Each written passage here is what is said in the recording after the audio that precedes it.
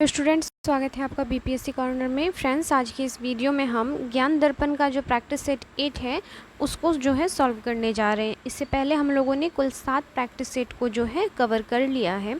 अगर आप चैनल पर नहीं आए हैं तो प्लीज़ आप जाकर देख सकते हैं। एग्ज़ाम काफ़ी नज़दीक है, ऐसे में आप हैं कि इस प्रैक्टिस सेट को भी सॉल्व कर सकते हैं। फ्रेंड्स, आपको सबसे ज़्यादा हेल्प मिलेगा। और 2 दिन से वीडियो नहीं आ रहा था, उसके लिए सॉरी फ्रेंड्स। तबीयत ख़राब होने की वजह से वीडियो जो है मैं अपलोड नहीं कर पा रही थी। तो शुरू करते हैं आज का इम्पॉर्टेंट सेशन और देखते हैं आज के महत्वपूर्ण सवालों को। आज का हमारा पहला सवाल है, निम्नलिखित में किस अधिनियम ने कंपनी के भारत में व्यापार करने के एकाधिकार को समाप्त कर दिया था? तो इसका सही जवाब हो जाएगा 1883 ईस्वी का जो चार्टर एक्ट था, इसके द्वारा जो है भारतीय व्यापार पर कंपनी का एकाधिकार समाप्त कर दिया गया था। नेक्स्ट देख लेते हैं अगले सवाल को।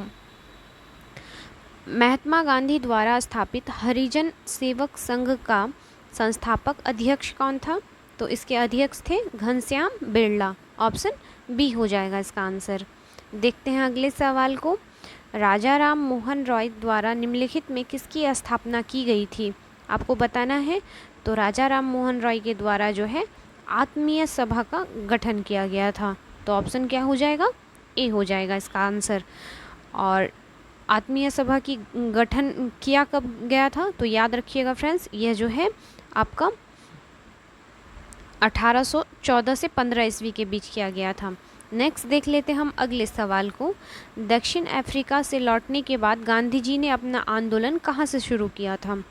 तो ऑप्शन जो हो जाएगा इसका ई हो जाएगा, क्योंकि गांधी जी ने भारत में जो सबसे पहला सत्याग्रह का प्रयोग है यह 1917 को बिहार के चंपारण से शुरू किया था, जो नील विद्रोह के नाम से जाना जाता है। ऑप्शंस पर नहीं होने पर उपयुक्त में से कोई नहीं आपका आंसर आ जाएगा।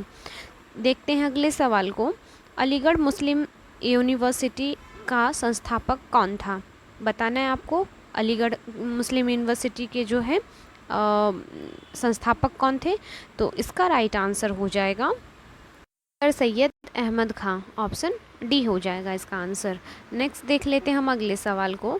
भारत में अंग्रेजी शिक्षा का माध्यम बनाया गया, तो कब बनाया गया था? तो 1800 जो है 35 ईस्वी में अंग्रेजी शिक्षा का भारत में अंग्रेजी शिक्षा का माध्यम बनाया गया था। और यह किया किसने था? तो याद रखिएगा, यह जो है लॉर्ड जो है मैकाले द्वारा जो है प्रस्तुत किया गया था। नेक्स्ट देख लेते हैं हम अगले सवाल को। भारतीय राष्ट्रीय कांग्रेस के किस अधिवेशन में गांधी इरविन समझौता स्वीकृत हुआ था? तो यह हुआ था आपका कराची अधिवेशन में। तो ऑप्शन क्या हो जाएगा इसका? ए हो जाएगा इसका राइट आंसर। नेक्स्ट देख लेते हैं हम अगले सवाल को। 1907 ईस्वी में सूरत कांग्रेस अधिवेशन में किसका नाम कांग्रेस के अगले अध्यक्ष के रूप में गरम दल द्वारा प्रस्तावित किया गया था? तो यह प्रस्तावित किया गया था लाला लाजपत राय का नाम। तो ऑप्शन क्या हो जाएगा? सी हो जाएगा।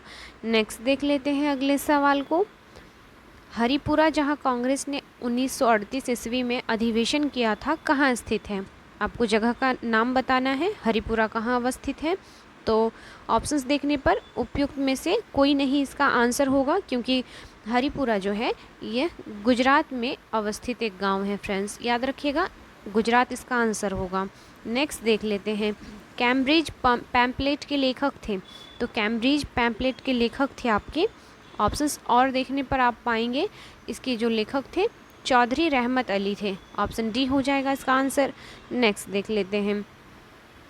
दिल्ली के लाल किले में आज़ाद हिंद फौज के मुकदमों में बचाव पक्ष के प्रमुख वकील थे, तो कौन थे? ये थे भूला भाई देसाई। ऑप्शन बी हो जाएगा इसका आंसर।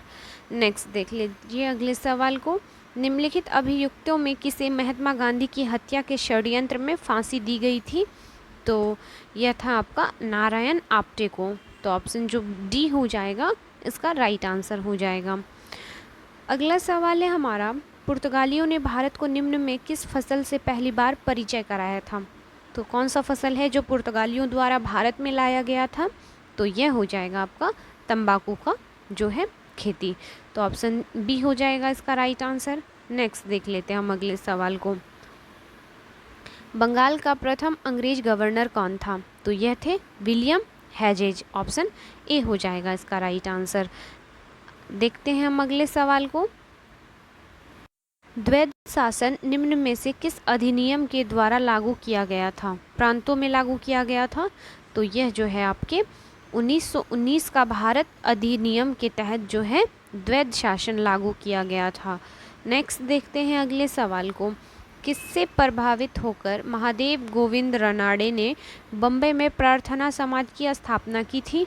तो इसकी स्थापना जो की गई थी केशव चंद्र सेन से प्रभावित होकर। तो ऑप्शन ए हो जाएगा। नेक्स्ट देख लेते हैं हम अगले सवाल को। महात्मा गांधी की अध्यक्षता में गुजरात सभा ने किया आंदोलन या सत्याग्रह में प्रमुख भूमिका निभाई थी? तो यह हो जाएंगे खेड़ा के किसानों का आंदोलन। ऑप्शन डी हो जाएगा इसका आंसर। देख लीजिए अगले सवाल को। भारत में शैक्षिक नीति में फिल्ट्रेशन सिद्धांत के प्रतिपादक थे? तो यह थे लॉर्ड मैकाले। ऑप्शन जो बी हो जाएगा इसका राइट आंसर हो जाएगा। कालिदास की अभिज्ञान शाकुंतलम का अंग्रेजी अनुवाद प्रकाशित हुआ, उसका अनुवाद किसने किया था? तो अंग्रेजी में इसका अनुवाद किया गया था आपका, ऑप्शंस और देखने पर आप पाएंगे विलियम्स जोन्स ने जो है इसका अंग्रेजी में अनुवाद किया था। तो ऑप्शन डी हो जाएगा इसका आंसर। अगला सवाल है, भारतीय राष्ट्रीय कांग्रेस के किस अधिवेशन में स्वदेशी के प्रस्ताव को अपनाया गया था? तो यह जो हो जाएगा कलकत्ता के अधिवेशन 1906 में जो है स्वदेशी के प्रस्ताव को अपनाया गया था। नेक्स्ट देख लेते हैं अगले सवाल को। भारत में द्वैध शासन प्रारंभ होने के समय बिहार के गवर्नर बने थे, कौन बने थे ये? तो सत्येंद्र प्रसाद सिन्हा जो है बिहार में द्वैध शासन प्रारंभ होने के समय गवर्नर बनाए गए थे। तो ऑप्शन ए हो जाएगा इसका आंसर। अगला सवाल है हमारा, 1937 ईस्वी के बिहार विधानसभा चुनाव के फलस्वरूप सरकार के गठन के समय बिहार के राज्यपाल थे? तो यह थे एमजी हैलेट। ऑप्शन सी हो जाएगा इसका राइट आंसर। बिहार प्रांतीय अग्रगामी या फॉरवर्ड ब्लॉक दल का अध्यक्ष था, तो कौन थे इसके अध्यक्ष? तो ऑप्शन ई हो जाएगा, क्योंकि जो है शीलभद्र याजी थे। याद रखिएगा फ्रेंड्स, शीलभद्र याजी थे। नेक्स्ट देख लेते हैं हम अगले सवाल को। बिहार सोशलिस्ट पार्टी के प्रथम अध्यक्ष थे? ऑप्शंस देख लीजिए। बी हो जाएगा, बिहार सोशलिस्ट पार्टी के प्रथम अध्यक्ष जो थे यह नरेंद्र देव थे, जबकि जयप्रकाश नारायण जो थे यह सचिव पद पर बने थे। तो ये भी फैक्ट आप याद रख सकते हैं। देख लेते हैं हम अगले सवाल को। भारत छोड़ो आंदोलन के दौरान सरकार ने निम्न में कौन सी अखबार का प्रकाशन प्रारंभ किया था? तो यह था आपका पटना न्यूज़। नेक्स्ट देख लेते हैं अगले सवाल को। अगला सवाल है, किस समिति की सिफारिश पर वयस्क मताधिकार की आयु 21 से घटाकर 18 वर्ष करने की सिफारिश की थी? तो यह जो था आपका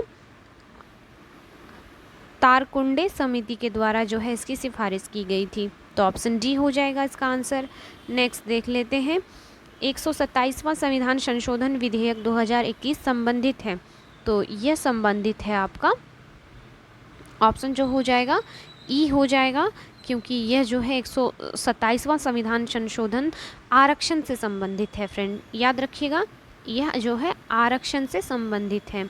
नेक्स्ट देख लेते हैं हम अगले सवाल को। भारत में आपदा प्रबंधन के लिए राष्ट्रीय आपदा प्रबंधन डिवीज़न गृह मंत्रालय में एक नोडल डिवीज़न गृह मंत्रालय में एक नोडल डिवीज़न है। राष्ट्रीय आपदा प्रबंधन प्राधिकरण का पादेन अध्यक्ष कौन होता है? आपको बताना है। तो इसके जो पादेन अध्यक्ष होते हैं यह प्रधानमंत्री होते हैं। तो ऑप्शन ए हो जाएगा इसका आंसर। नेक्स्ट देख लेते हैं हम अगले सवाल को। अगला सवाल है हमारा, निम्नलिखित में से भारतीय संविधान का कौन सा अनुच्छेद आकस्मिकता निधि से संबंधित है? तो इसका सही जवाब होगा ऑप्शन सी हो जाएगा, अनुच्छेद 267। नेक्स्ट देख लेते हैं हम अगले सवाल को। निम्नलिखित में से कौन सा आयोग या समिति की सिफारिश पर भारत में अंतर्राज्यीय परिषद की स्थापना की गई?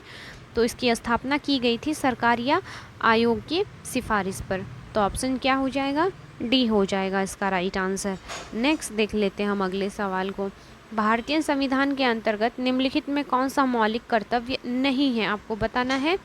तो आम चुनाव में मतदान जो है यह मौलिक कर्तव्य नहीं है। नेक्स्ट देख लेते हैं हम अगले सवाल को। निम्नलिखित में कौन सा संविधान संशोधन अधिनियम जीएसटी नियमों के कार्यान्वयन के लिए आवश्यक प्रावधान करता है? तो यह हो जाएगा 101वां संविधान संशोधन अधिनियम। तो ऑप्शन क्या हो जाएगा? 1 हो जाएगा। चलिए देखते हैं हम अब अगले सवाल को। भारतीय संसद की लोक लेखा समिति संवीक्षा करती है, तो किसकी संवीक्षा करती है ये? तो नियंत्रक और महालेखक परीक्षक के प्रतिवेदन की। तो ऑप्शन ए हो जाएगा इसका आंसर। अगला सवाल है, भारतीय संसद की कार्यवाही में शून्यकाल का अर्थ है? तो शून्यकाल का अर्थ हो जाएगा प्रश्नकाल के ठीक पश्चात का जो काल होता है, इसे हम शून्यकाल कहते हैं। तो ऑप्शन डी हो जाएगा। निम्नलिखित में कौन सा शब्द भारतीय संविधान की प्रस्तावना में उल्लेखित नहीं है? आपको बताना है। तो जो उल्लेख नहीं है हमारे प्रस्तावना में, यह संघीय जो हो जाएगा, यह हो जाएगा। नेक्स्ट देख लेते हैं अगले सवाल को। नोबी और कांतो मैदान निम्नलिखित में किस देश में स्थित है? आपको बताना है। तो यह जो हो जाएगा आपका ऑप्शन सी, जापान का यह जो है स्थान है। नोबी और कांतो मैदान जापान में स्थित है और यह जो है एक बड़ा मैदान है जो अंतः आस्था करता है। नेक्स्ट देख लेते हैं हम अगले सवाल को। अगला सवाल है, निम्नलिखित में कौन सा देश काला सागर के तट पर स्थित नहीं है? आपको बताना है। तो जो काला सागर तट पर स्थित नहीं है, यह हो जाएगा आपका सीरिया। नेक्स्ट सवाल है, इंडोनेशिया के द्वीप समूहों में पश्चिम से पूर्व की दिशा की ओर सही क्रम निम्नलिखित में कौन सा है? ऑप्शंस देख लीजिए। ऑप्शंस देखने पर यह जो सही क्रम हो जाएगा आपका पश्चिम से पूर्व दिशा की ओर सुमात्रा, जावा, बाली, लोम्बोक। तो ऑप्शन जो हो जाएगा बी हो जाएगा इसका आंसर।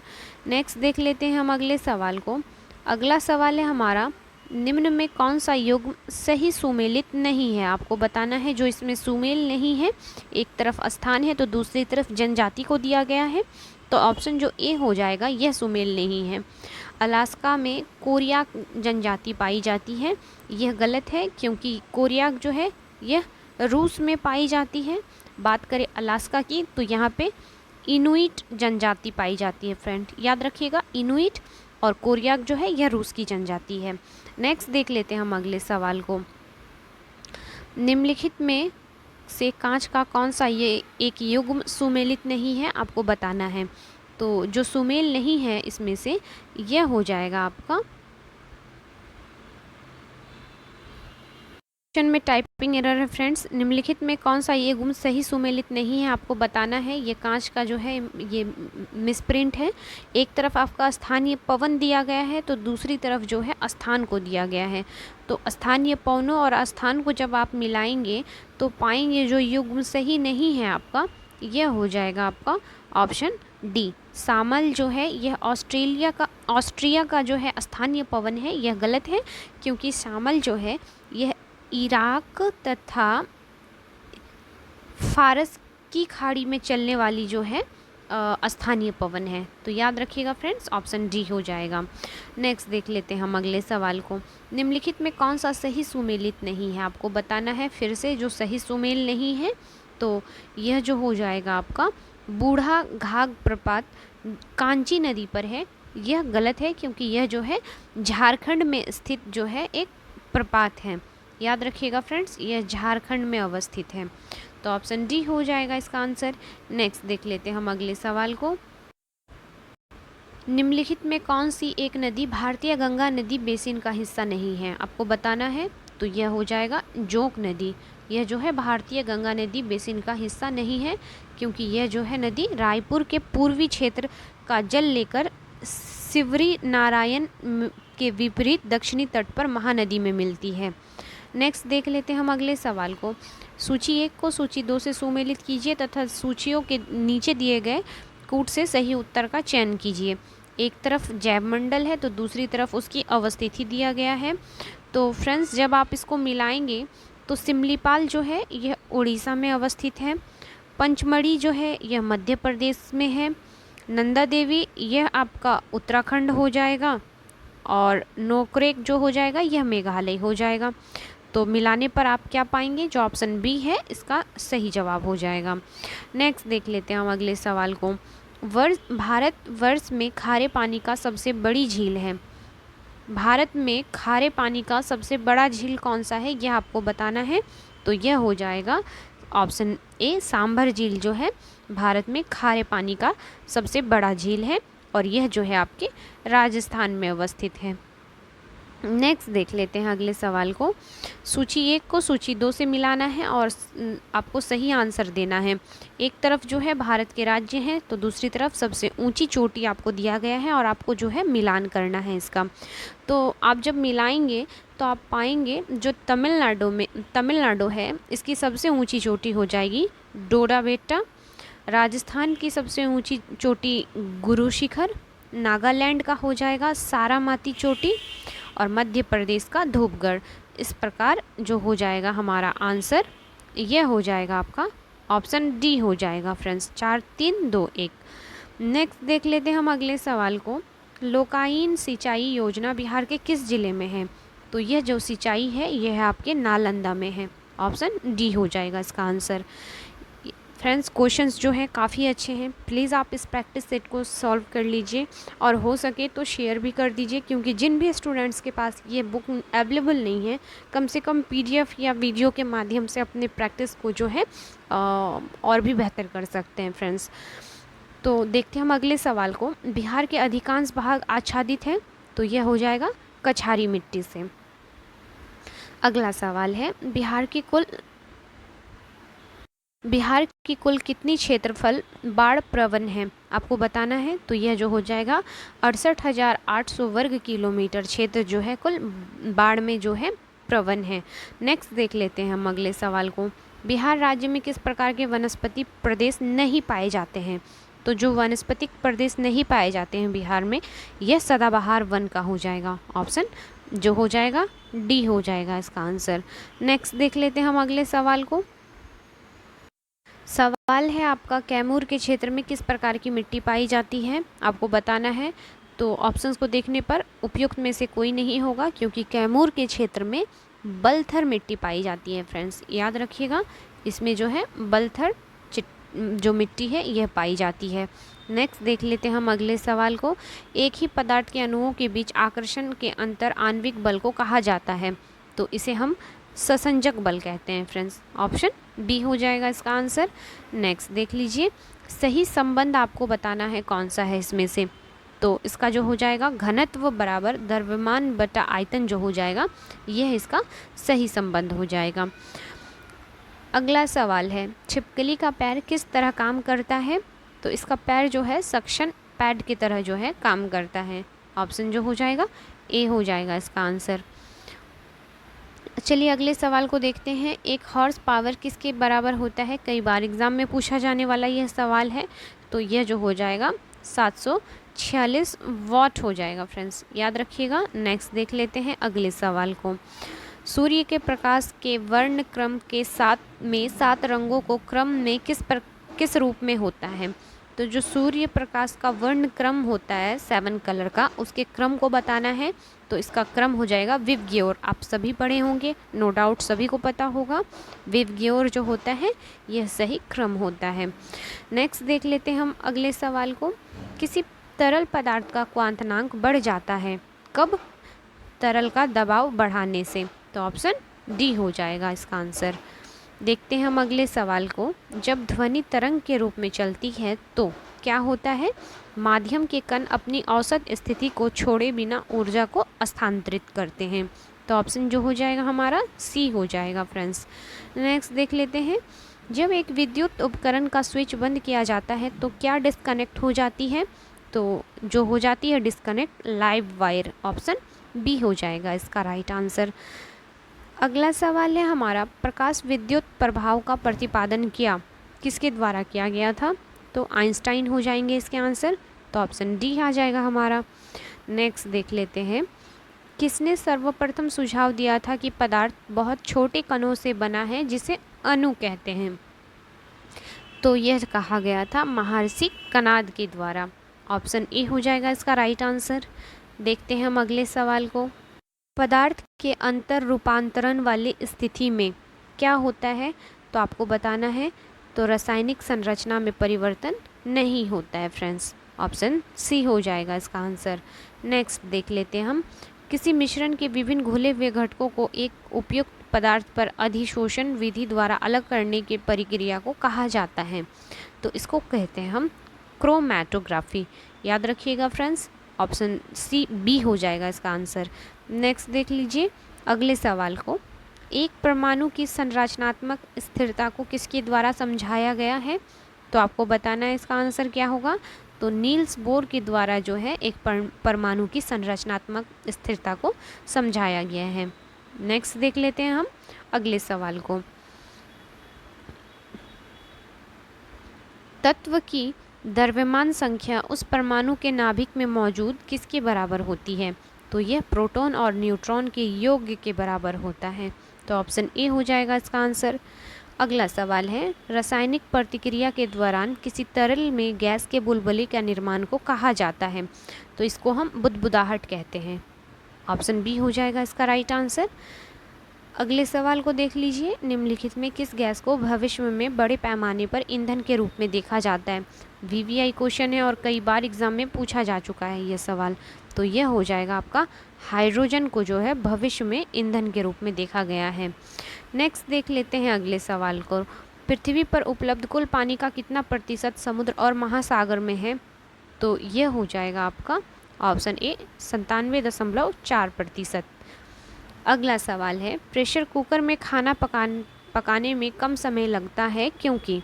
इसका सही जवाब हो जाएगा वह पानी के क्वांटनांक को बढ़ाता है, इसलिए जो है प्रेशर कुकर में खाना जल्दी पक जाता है। अगला सवाल है, एसिटिलीन का मूलानुपाती सूत्र है, आपको सूत्र बताना है। तो C2H2 जो हो जाएगा यह एसिटिलीन का सूत्र हो जाएगा। देखते हैं हम अगले सवाल को, बढ़ते हुए पौधों को निम्नलिखित में से किस तत्व की सबसे अधिक मात्रा में आवश्यकता होती है? तो सबसे अधिक आवश्यकता होती है नाइट्रोजन की। तो ऑप्शन जो हो जाएगा इसका सी हो जाएगा। नेक्स्ट देख लेते हैं, किस फूल के प्रजनन तंत्र होते हैं? आपको बताना है।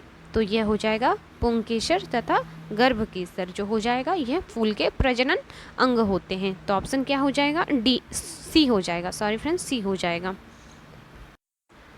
निम्नलिखित में कौन सा हार्मोन ग्लूकोज की अधिकता को ग्लाइकोजन में परिवर्तित करता है? तो यह कर देता है इंसुलिन, ऑप्शन बी। नेक्स्ट देख लेते हैं, किस ग्रंथि को मास्टर ग्रंथि कहा जाता है? बताना है आपको। तो यह जो हो जाएगा पिट्यूटरी या पीयूष ग्लैंड को जो है हम मास्टर ग्रंथि कहते हैं। नेक्स्ट देख लेते हैं, कौन सी एकमात्र धमनी है जो विऑक्सीजनित रक्त वहन करती है? तो यह हो जाएगा फुफ्फुसीय धमनी, ऑप्शन ए हो जाएगा इसका राइट आंसर। नेक्स्ट देख लेते हैं हम अगले सवाल को, लसिका का गैर कोशिकीय हिस्सा पानी के लगभग कितना प्रतिशत से बना होता है? तो यह जो बना होता है लगभग 94% से, ऑप्शन जो डी हो जाएगा इसका राइट आंसर हो जाएगा। चलिए अगले क्वेश्चन को देखते हैं, अच्छे भोजन।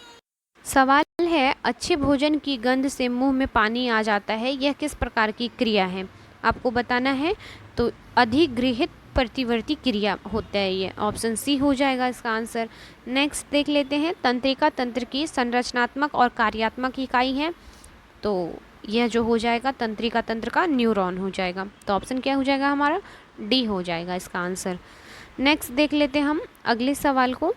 अगला सवाल है, टीकाकरण की कल्पना किस वैज्ञानिक ने की थी?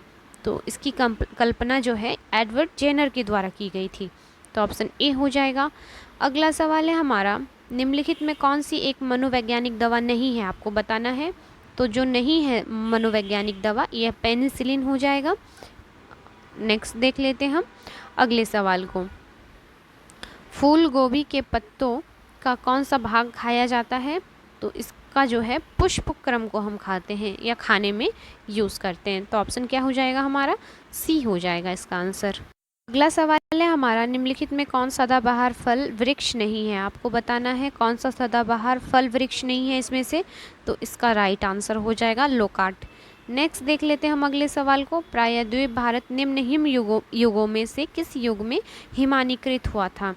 तो यह जो हुआ था प्लीस्टोसीन युग में जो है हिम का जो होता है हिम युग माना जाता है। तो ऑप्शन क्या हो जाएगा हमारा, ए हो जाएगा। नेक्स्ट देख लेते हैं हम अगले सवाल को। अगला सवाल है, निम्न में कौन सा प्रदूषण कारक जैवीय रूप से अपघटित होता है?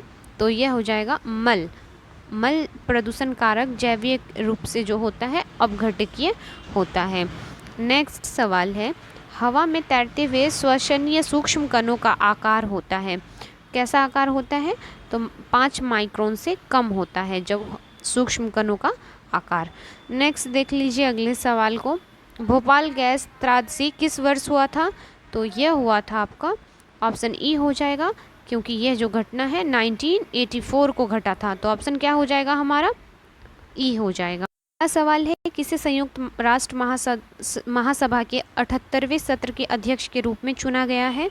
तो यह चुने गए हैं डेनिस फ्रांसिस्को। तो ऑप्शन क्या हो जाएगा, ए हो जाएगा।